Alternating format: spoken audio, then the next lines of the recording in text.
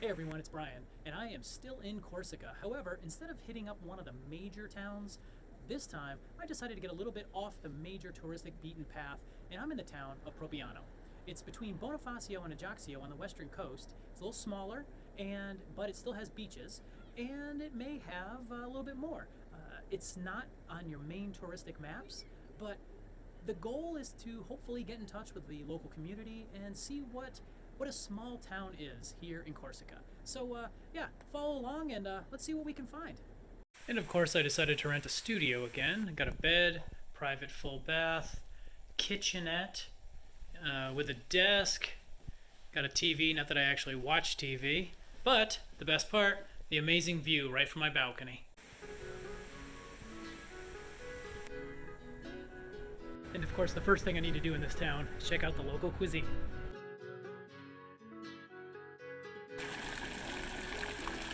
Just east of downtown is the official Propriano Beach. It's really not that bad considering it's so close to downtown and to the marina, but on the opposite shore, that's where the good beaches are supposed to be. I'll have to check that out later.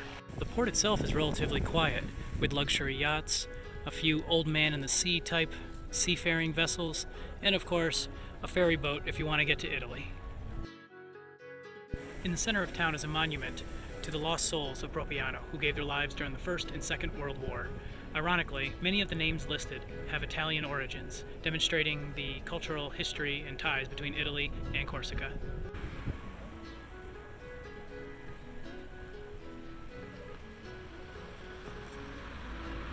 Bonjour, Propriano. The day is starting, and so am I. At the top of these stairs, we have the predominant Catholic church in Propriano, the Church of the Madonna. Let's take a closer look. To the east of the church is a statue where people light candles in prayer in remembrance of loved ones.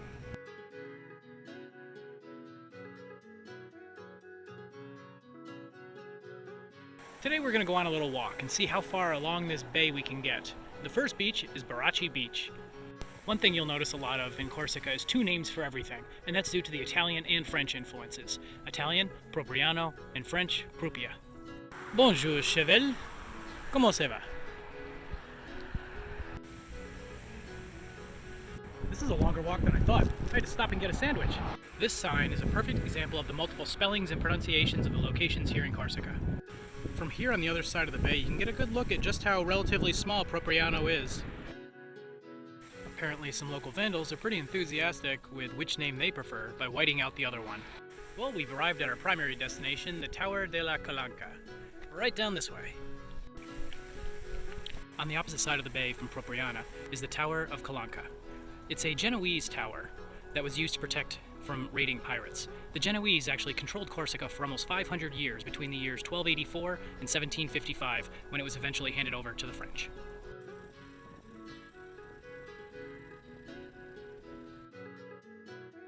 Rapunzel, Rapunzel, let down your hair. I say, young lass, are you up there? This is Kalanka Beach. I am literally the only person out here. It's quite breathtaking. I think I'll just walk this rocky coastline all the way back and hopefully get back before the storms hit. Finding access to these beaches is pretty difficult, especially when there's all these no trespassing signs leading to the private properties right above it. I guess people own the property above, which makes it difficult to get to the beach. But once you get to the beach, you can walk along it all you want. I remember climbing on the rocks by the ocean when I was a kid. Of course, back then I did it barefoot. Now I've got shoes. While as tempting as it is to rock climb over that, I have no safety equipment, so I'm gonna look at a inland route to get around it. Earlier I saw this little trail. Let's see where it leads. Okay, we've got some steps, and the trail leads back the other way. Well, that little side trail led to a dirt road, and due to vegetation and terrain, there's really no way to get back to the beach. So here I am back out at the road. Okay, so I may have had to open a few gates to get to and from the beach, but none of the gates had signs saying no trespassing, forbidden, anything like that in any language. And in fact, none of them were even locked. They were just swing gates. So, okay. All right, so the rain is just starting, so let me get back, hit the grocery store, and then see what to do when the rain stops.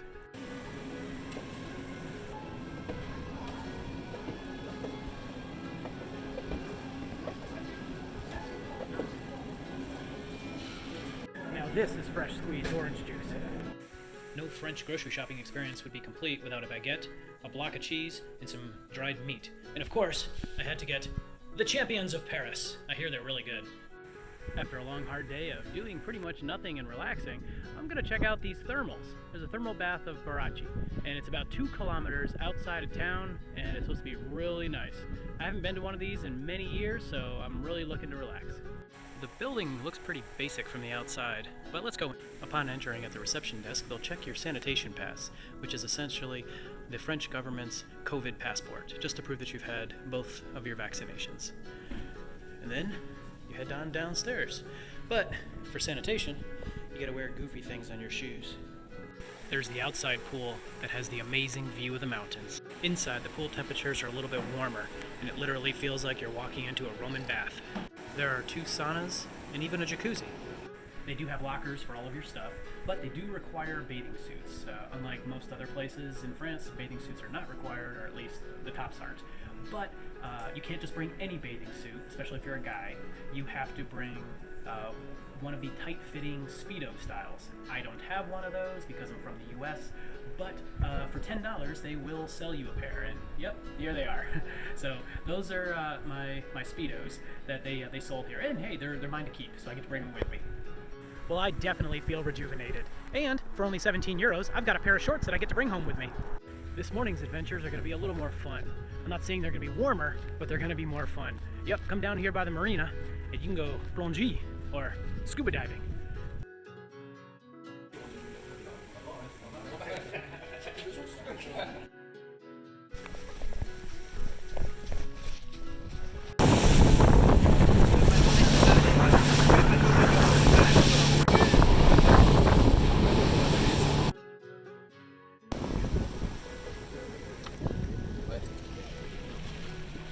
Alright, just got back from diving and I was definitely glad to get in the water. The water temperature was simply warmer than the air temperature and it really helped. Unfortunately, I don't have any footage from under the sea because I didn't bring my underwater camera. The diving itself wasn't bad. It was better than in Turkey and not quite as good as what you'll find in the Caribbean or Mexico. There were lots of large grouper, a few barracudas, some smaller fish. Coral was pretty much very minimal, but there was some.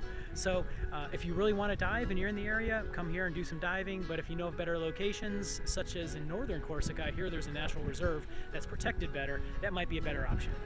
If you're gonna fit in with the locals, you gotta get baguettes, and not 1, but 2 baguettes. And let me tell you, the baguettes or the French bread that they have in the US, it's just not the same. Here, it's just so much better. And if you don't believe me, you gotta come here and try it for yourself.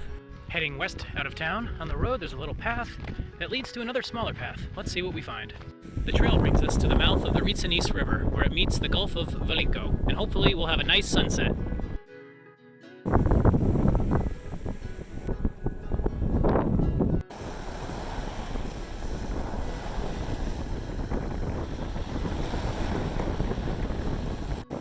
The waves and the beach and the sand are beautiful, but I'm thinking we may not get to see a sunset with all those clouds. Looks like no sunset view tonight. Oh look, there it is! Downtown Propriano on a Friday night is just bustling. I'm literally walking down the middle of the street and don't even have to worry about cars. Well, it is the low season here in the middle of October, so maybe it's busier in the summer. Okay, I think I've seen mostly everything that you can see within walking distance of Propriano. But now I want to see if I can see things that are a little further away. What I need is a car. So yep, you see that car behind me? Yep, I'm gonna take it. Okay, I'm not really stealing it, but the owners of the hotel where I'm staying are actually lending me their car for about a day and a half. So this weekend, I'm gonna see what's out there that's just beyond the horizon. We've arrived at the small beach commune of Campomoro. Can you take a guess where we may be headed? Here's a hint. Oh, a tower! Rapunzel, Rapunzel! Behold the Tower of Campomoro. The tower was designed by Carlo Spinoza and built between 1585 and 1586 by the master mason Giorgio Canton. It was one of a series of coastal defenses constructed by the Republic of Genoa between 1530 and 1620 to stem the attacks by Barbary pirates. In 1992, the tower was listed as one of the official historic monuments of France. Since 1986, the tower has been owned and maintained by the French government agency, the Conservateur du Littoral. The agency plans to purchase 132 hectares of the headland, and as of 2011 has acquired 70 of them.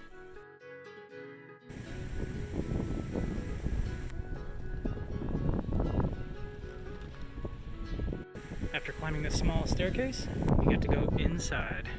Inside the main chamber, we've got some history, which we just talked about, as well as a doorway to the upper level. But what's cool in this room is that it totally echoes.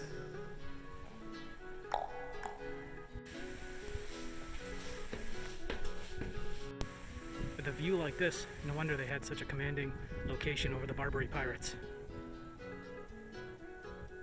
That sailing vessel is really old school. That might be Barbary pirates coming back to exact their revenge. And we go back out the same way we came back in.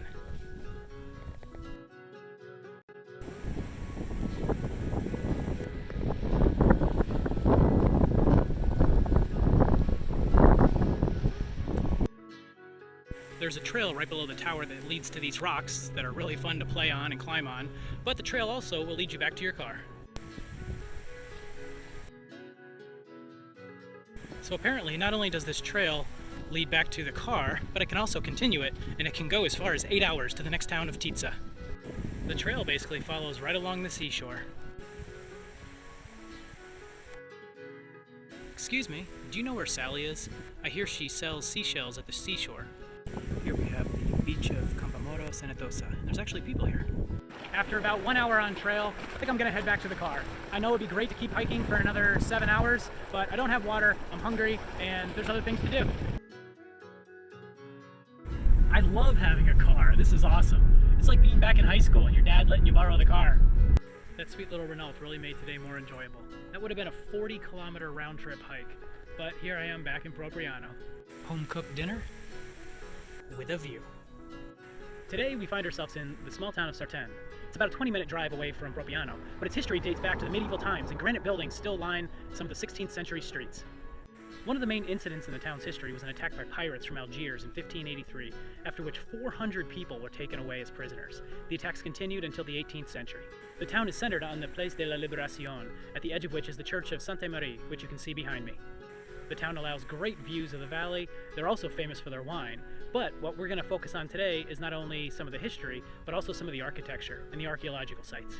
And a good place to start for our archaeology is the museum. The views from the museum balcony are amazing.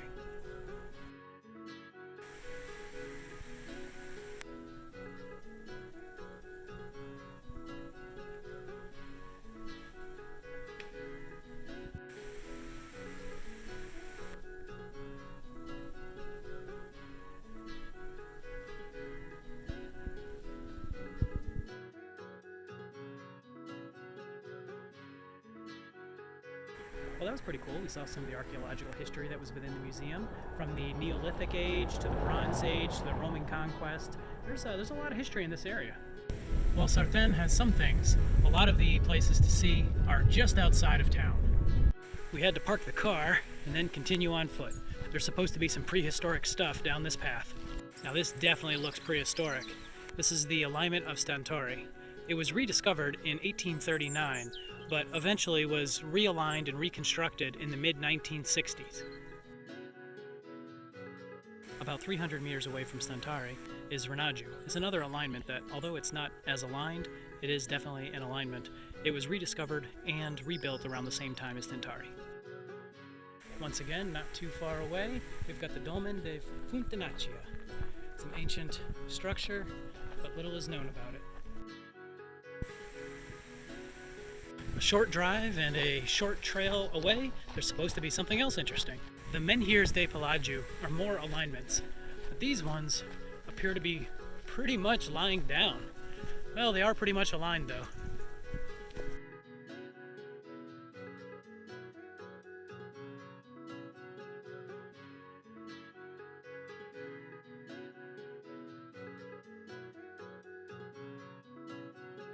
The cool thing about these alignments is that they're not really well marked from the main road. Somehow I just happened to hear about them, and yeah, actually I kind of like these because they're less touched by human hands.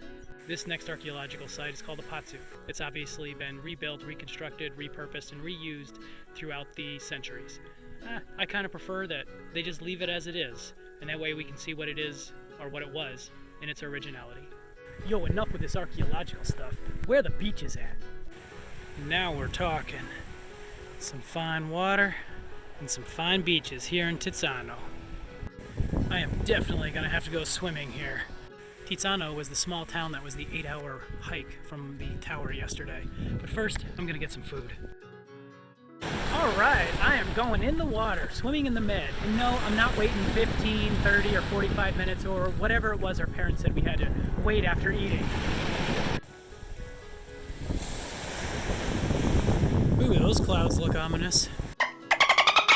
Oh wow, that was brisk but very refreshing. I can't believe it's October and I'm swimming in the ocean. But you can do that here in Corsica. Unfortunately, my time here in Propriano is almost over. It's a great little town that's just slow, low-key, and a great place to relax and decompress. I definitely enjoyed it. Both Propriano and the local hamlets in the surrounding villages and hills. It's a great place, and I will definitely have to come back here the next time I'm in Corsica. Thanks so much for watching. I hope you learned something, and if you have any specific questions, feel free to ask down below.